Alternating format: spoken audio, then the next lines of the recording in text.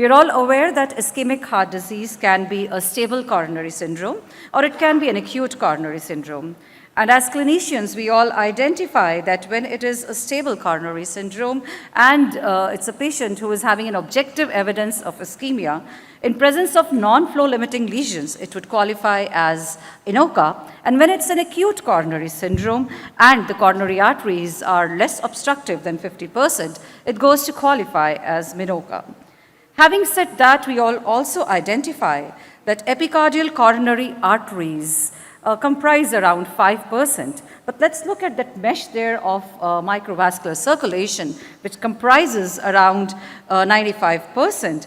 And coronary microvascular dysfunction is really very important when we consider diseases as MINOCA and INOCA. So this is a pathological sample from an anatomy department. We can see the focal obstructive lesion right on the right-hand side there within the epicardial coronary artery.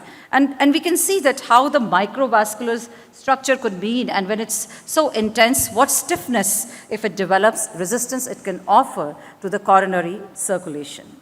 Having said that, let's go back to the basics. We identify that the coronary circulation, the epicardial coronary arteries more than 500 microns, followed by the prearterioles somewhere between 200 to 500 microns, arterioles less than 200 microns, followed by a capillary mesh.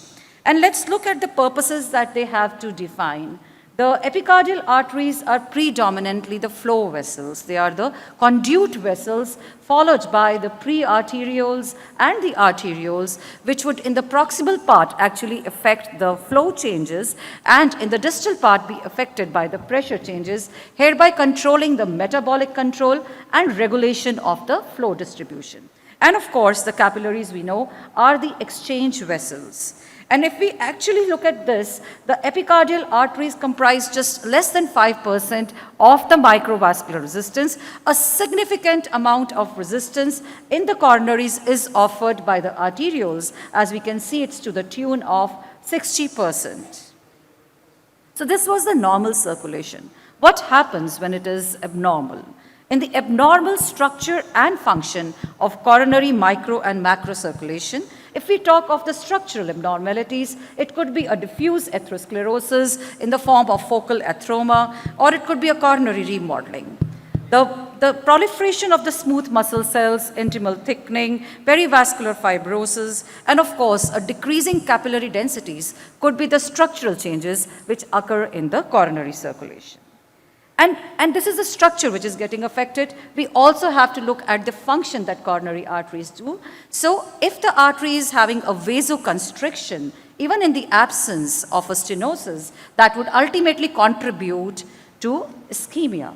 And let us look at an impaired vasodilation, which can be affected by molecular mechanisms. As we know that we have nitric oxide, endothelium-derived hyperpolarizing factors, prostacyclins, endothelin antagonists, prostaglandins, thromboxane, and so on.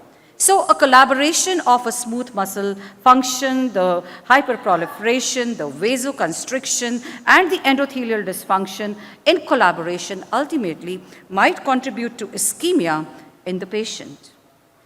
So this is a cartoon which tells us that how reactive oxygen species might be produced secondary not just to the routine effects but also to the vasoactive agents, physical factors. It could be simple stress, the cytokines, the metabolic factors, all of which could lead to production of reactive oxygen species which could act at the mitochondrial level, affect the phosphorylation of P66, and these molecular mechanisms might lead to uncoupling of nitric oxide and contribute to impairment of the vasodilation.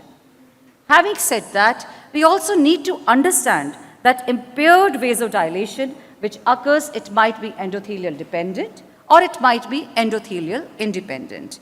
The factors like adenosine and catecholamines contribute to endothelium independent vasodilation, whereas endothelium dependent could be flow mediated factors like acetylcholine, serotonin, histamine, bradykinin, and so forth.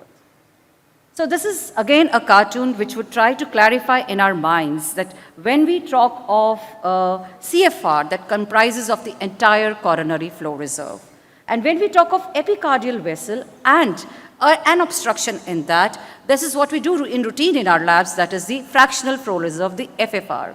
However, IMR, that is the intramyocardial resistance, as we saw in our first cartoon, if you remember, the arterioles, the prearterioles, and the capillaries, they all play a significant amount, around 60%, in determining the intramyocardial resistance. And this intramyocardial resistance is what would tell us is the level of microvascular dysfunction.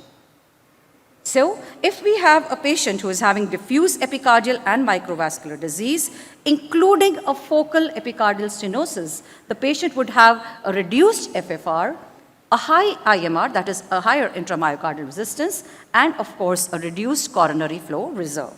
In presence of focal epicardial stenosis with preserved microvascular dysfunction, it would be a reduced FFR, a reduced IMR, and the coronary flow reserve would be preserved. In isolated microvascular disease would affect only the intramyocardial resistance, and diffuse epicardial and microvascular disease would lead to a higher FFR. However, IMR would be increased and coronary flow reserve would be decreased.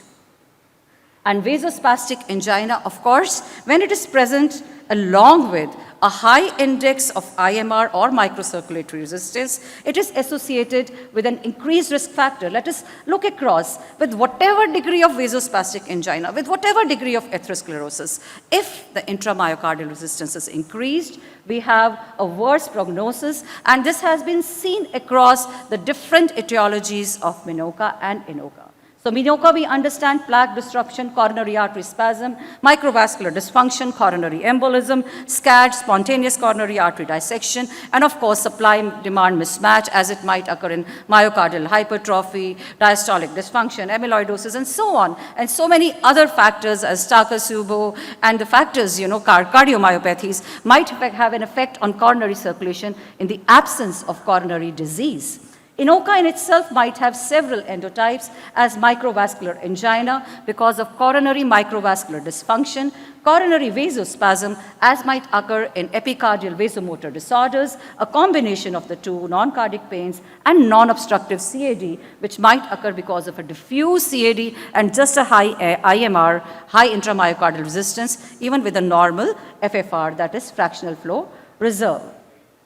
Having said that, most of the patients with INOCA, around 50% of them have microvascular angina, and in the rest 50%, the maximum is by the mixed microvascular and vasospastic angina.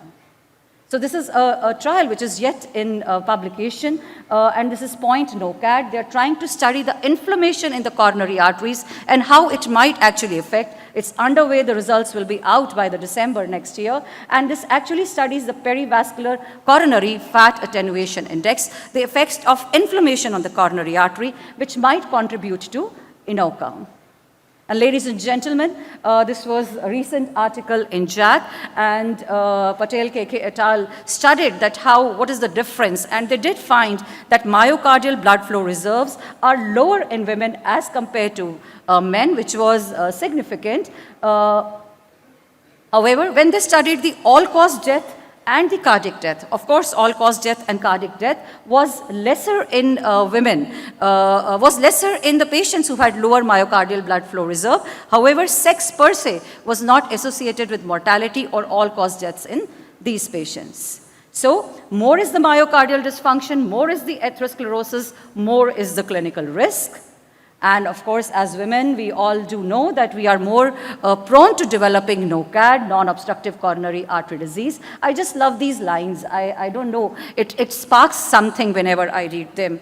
So cardiology for women is not a religion for cardiofeminists, but an evolving scientific field with evidence-based data that needs to be implemented in clinical practice. And I think Dr. Deepthi is sitting right next to us, and she is going to be a big support to cardiovascular diseases in women, especially in Indian subcontinent, which we look forward to her for.